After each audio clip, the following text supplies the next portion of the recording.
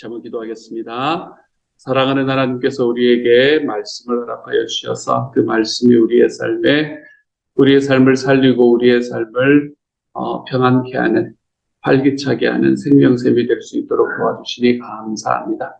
주님, 우리에게 생명샘이 되는 그 말씀 위에 하나님이여, 제가 우리 주님과 함께 걸어가는 일을 쉬지 않도록 하나님이여 도와주시고, 그래서 주님께서 우리의 삶에 주시는 하나님의 크신 은혜와 하나님의 놀라우신 사랑이 하나님 우리의 마음을 채우고 삶을 채우고, 말씀 때문에 더욱 하나님 앞에 힘써 살아가 볼 수 있는 하나님의 사람 되도록 주여 도와주옵소서. 모든 말씀 우리 주님 예수님 이름으로 기도드립니다. 아멘. 하나님께서 오늘 우리에게 주시는 말씀 함께 읽습니다. 히브리서 4장 12절부터 16절까지의 말씀입니다. 히브리서 4장 12절부터 16절까지의 말씀, 우리 같은 목소리를 들어 같이 함께 읽습니다. 시작. 하나님의 말씀은 살아있고 활력이 있어 좌우의 날선 어떤 검보다도 예리하여 혼과 영과 및 관절과 골수를 찔러 쪼개기까지 하며 또 마음의 생각과 뜻을 판단하나니 지을 쓴 것이 하나도 그 앞에 나타나지 않음이 없고 우리의 결산을 받으시리의 눈앞에 만물이 벌거벗은 것 같이 드러나느니라. 그러므로 우리에게 큰 대제사장이 계시니 승천하시니 곧 하나님의 아들 예수시라. 우리가 믿는 도리를 굳게 잡을지어다. 우리에게 있는 대제사장은 우리의 연약함을 동정하지 못하시리가 아니요 모든 일에 우리와 똑같이 시험을 받으시니로되 죄는 없으시니라. 그러므로 우리는 긍휼하심을 받고 때를 따라 돕는 은혜를 얻기 위하여 은혜의 보좌 앞에 담대히 나아갈 것이니라. 아멘. 하나님의 말씀은 살아있고 활력이 있어 좌우의 날선 어떤 검보다도 예리하여 혼과 영과 및 관절과 골수를 찔러 쪼개기까지 하며 또 마음의 생각과 뜻을 판단하는, 하나님의 말씀에 대한 정의가 성경 전체를 통해서 진짜 명확하게 나타나는 요단되는 말씀 중에 하나인 것 같습니다. 정말로 명확하게 나타납니다. 하나님의 말씀은 살아있습니다. 하나님의 말씀이 살아있다라는 것은 말씀 자체가 일어나서 춤춘다라는 이야기를 말하는 것이 아니라, 하나님의 말씀이 살아있다는 말은 하나님의 말씀은 그 말씀대로 순종해보려는 사람들에게 하나님의 약속의 신실함이 무엇인지를 보여준다라는 이야기입니다. 하나님께서 우리에게 주시는 그 약속의 신실함 딱 붙들고 그 약속이 믿을 만하다는 사실을 딱 붙들고 나아가는 사람들에게 하나님의 말씀은 그 사람들 한 사람 한 사람들의 삶이 하나님 앞에서 살아있게 만들어가는 그런 것이 바로 말씀이라는 거죠. 말씀은 누구에게 유익하냐? 살아보려는 사람에게 유익합니다. 여러분, 요리책은 누구에게 유익하냐? 요리를 해보려는 사람에게 유익합니다. 저한테는 요리책은 아무런 의미가 없는 책이거든요. 저는, 저희 아내가 혹시라도 어딘가를 가게 되면 늘 이제 집에서 해먹는 게 두 가지가 있지 않겠습니까? 라면을 끓여 먹거나, 그렇지 않으면은 참치 비빔밥을 해먹거나, 이 둘 중에 하나를 늘 그냥 해먹습니다. 그러니까 저에게는 요리책이 아무런 의미가 없습니다.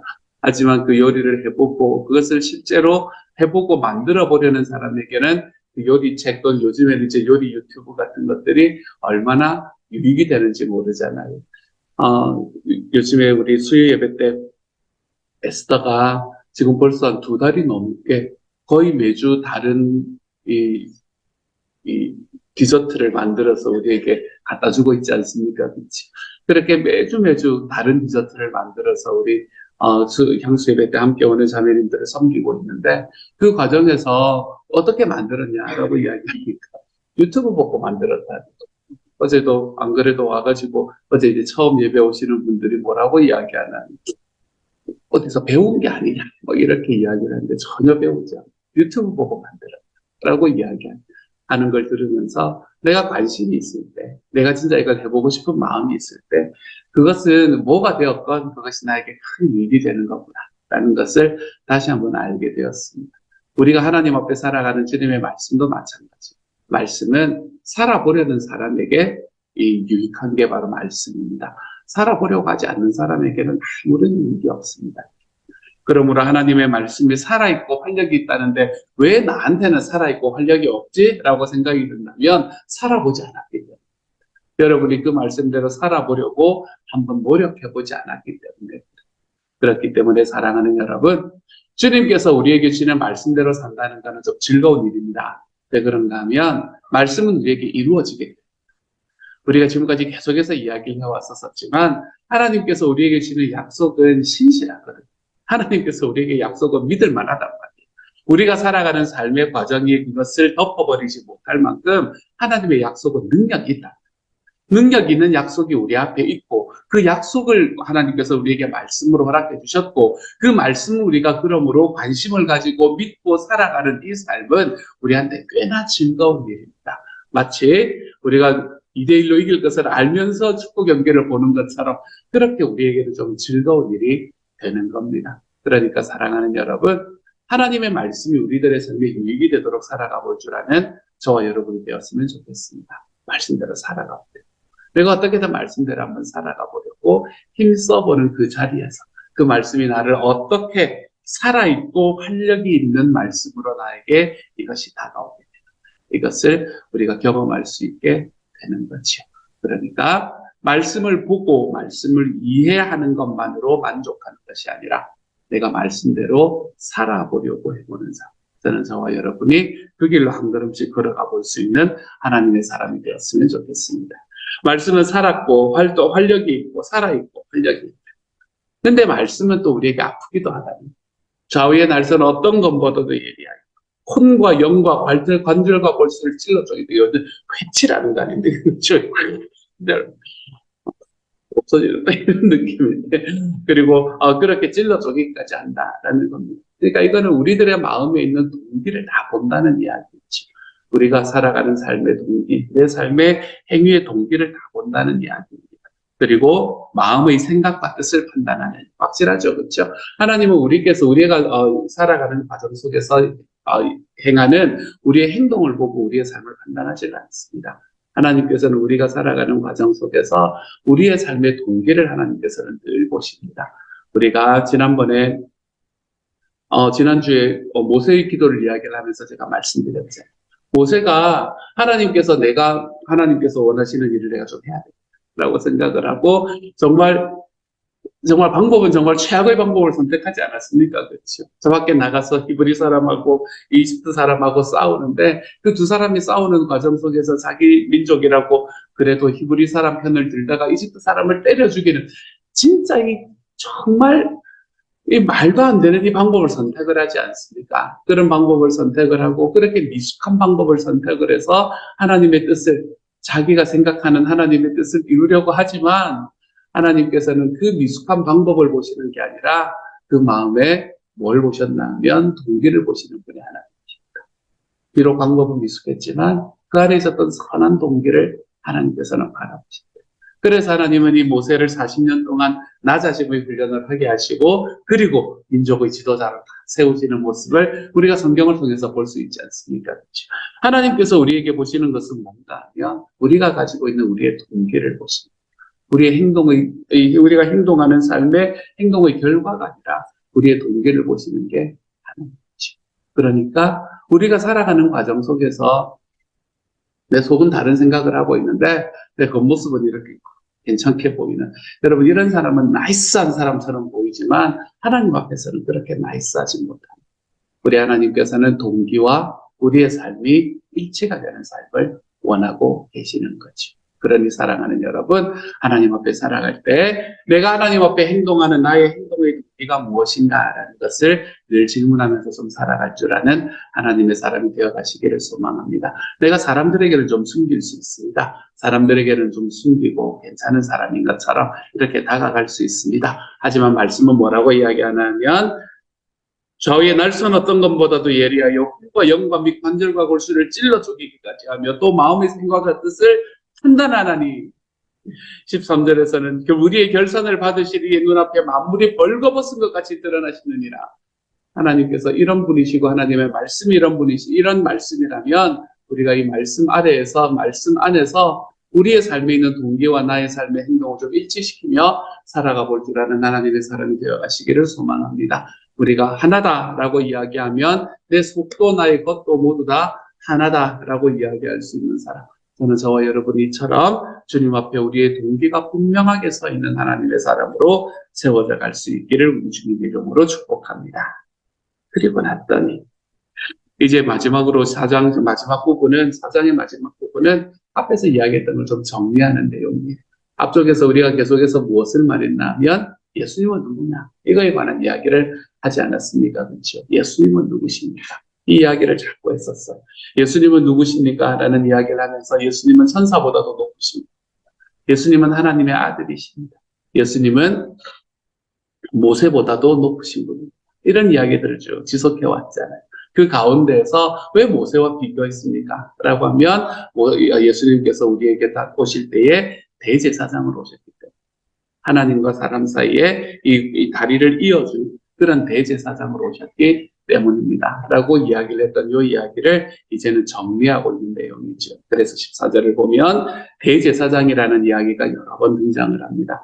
그러므로 우리에게 큰 대제사장이 계시니, 모세하고 비교하면서 이야기를 했을 거예요. 모세도 대제사장의 역할을 감당을 했지만, 그리고 여러분 안에도 지금도 대제사장이 있지만 그때 당시에 유대 아직 대제사장이 없었겠군요. 이때는 유대가 멸망하고 난 다음이었을 가능성이 높습니다. 어쨌든 너희들에게 대제사장이 있었던 것처럼 있었지만 예수님께서는 우리에게 큰 대제사장이라는 것. 그분은 승천하시니 곧 하나님의 아들 예수시라. 우리가 믿는 도리를 굳게 잡을지. 우리에게 있는 대제사장은 우리의 연약함을 동정하지 못하실 이가 아니요 모든 일에 우리와 똑같이 시험을 받으심으로되 죄는 없으십니다. 예수님께서 우리에게 예수님을 이렇게 말해야 하는 게 맞겠군요. 예수님을 믿는 게 행복한 이유는 예수님께서 저와 여러분을 동정해 주시는 분이라는 겁니다. 동정이라는 말은 좀 불쌍히 여긴다, 동정한다라는 그런 의미가 아니라 마음을 같이 한다라는 이야기입니다. 그러니까 공감한다라는 이야기라고 여러분이 생각을 하시는데, 예수님께서는 우리를 공감하시는 분이라는 겁니다. 여러분, 제가 얼마 전에도 말씀을 드렸지만 늘 자가용 타고 다니고 늘 자기 그거 있던 일생을 자기 그거 운전사 데리고 그리고 살아갔던 사람들은 요즘에 그게 대충 보기가 얼마인지 버스를 얼마를 타고 내면 탈 수 있는 건지, 지하철은 지금 얼마를 하고 있는지 전혀 모르잖아요. 그렇죠? 그런 걸 모르는 건 사실 당연한 이야기입니다. 왜요? 공감하지 못하기 때문에 그래요. 그 사람들의 삶을 공감하지 못하기 때문에 그렇습니다. 요즘에 있는 회사의 CEO들은 일반 회사에 다니는 사람들의 그 연봉 페이보다 대체로 한 200배, 300배 정도 더 받는다라고 이야기합니다. 한 2000년대 초반만 해도 이게 한 40배 정도 되었거든요. 지금은 막 200~300배, 막 이렇게 더 많이 받습니다. 내가 살아가는 과정 속에서 내가 갖고 있는 나의 이윤을 어떻게 하면 극대화할까라는 게 계속해서 사람들의 이 핵심이 되어가는 이런 시대에 다른 사람을 공감한다라는 거는 생각보다 쉬운 일이 아닙니다. 내가 살아야지요. 내가 사는 게 더 우선이지. 다른 사람과 공감하며 그들의 아픔을 나의 아픔으로 품고 살아간다라는 건 절대로 쉬운 일이 아닙니다. 하지만 하나님께서 우리에게 예수님을 보내줄 때 예수님은 우리를 공감하시는 분으로 보내주셨어요. 우리의 삶을 공감하고 우리의 삶을 안아주시고 내 삶을 알기 때문에 그 삶에 다가오실 수 있는 분으로 예수님은 우리에게 다가오신 거지. 요즘에 우리 하이키 목장에서 우리 주위가 지금 몸이 그렇게 썩 좋지가 않지 않습니까? 수술을 받고 지금 회복되는 과정에 있습니다. 수술을 받고 회복되는 과정에 있는 그 주위에 어제 잠깐 들렀다 왔는데, 지난번에는 자동차 댈 데가 없어가지고 파킹lot 20분을 돌다가 집으로 돌아갔던 그런 데가 있어서 어제도 가가지고 이제 차가 요즘 많더라고요. 병원에 사람들이 많이 오나 봐요. 그래서 이게 돌아가다가 진짜 바로 제 앞에서 차가 딱 나와가지고, 주님의 은혜다 하고 딱 가서 차를 대고 이제 갔는데, 방에 갔더니 없는 거예요.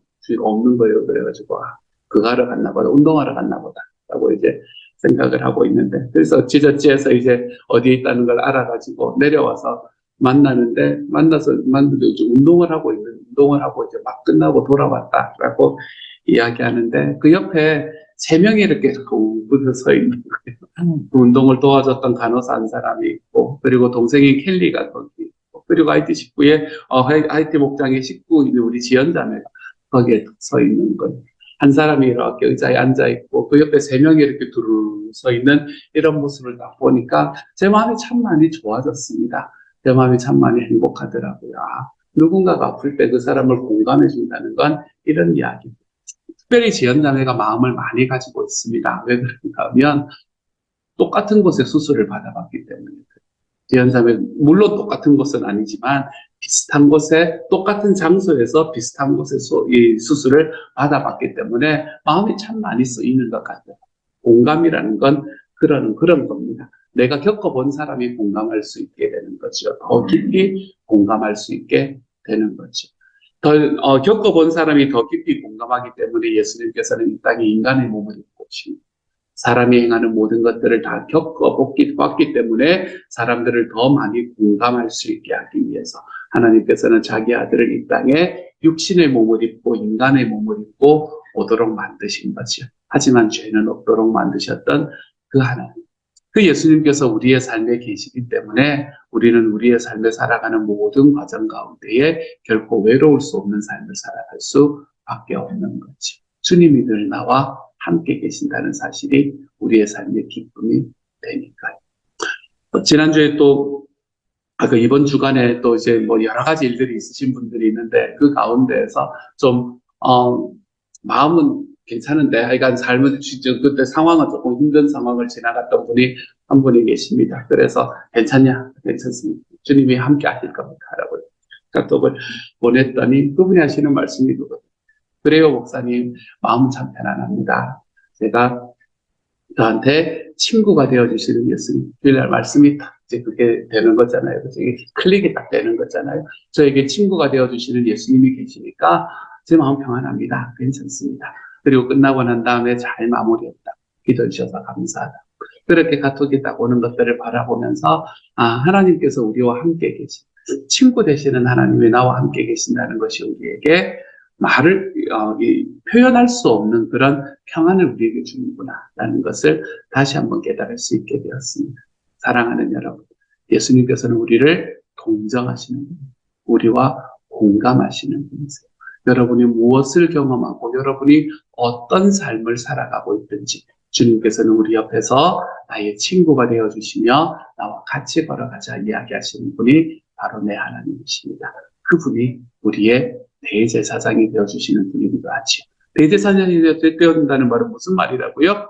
나와 하나님 사이를 연결해주는 분이다라는 이야기를 하는 거죠. 그러므로 우리의 삶에서 내가 아프거나 내가 힘들거나 아니면 내가 마음이 많이 상했거나 어떤 이유에서건 내 하나님 앞에 모든 것들을 다 가지고 나아갈 수 없는 그때에 주님께서는 우리를 대신해서 기도해 주시는 거예요. 주님께서는 우리를 대신해서 우리의 문제를 하나님 앞에 가지고 나아가 주시는 거예요. 우리 주님께서는 그렇게 우리의 대제사장이 되어주시는 분이 되십니다. 이 주님은 우리의 삶에 좀 딱 붙들고 살아가 볼 수 있는 저와 여러분이 되어가시기를 소망합니다. 한 가지만.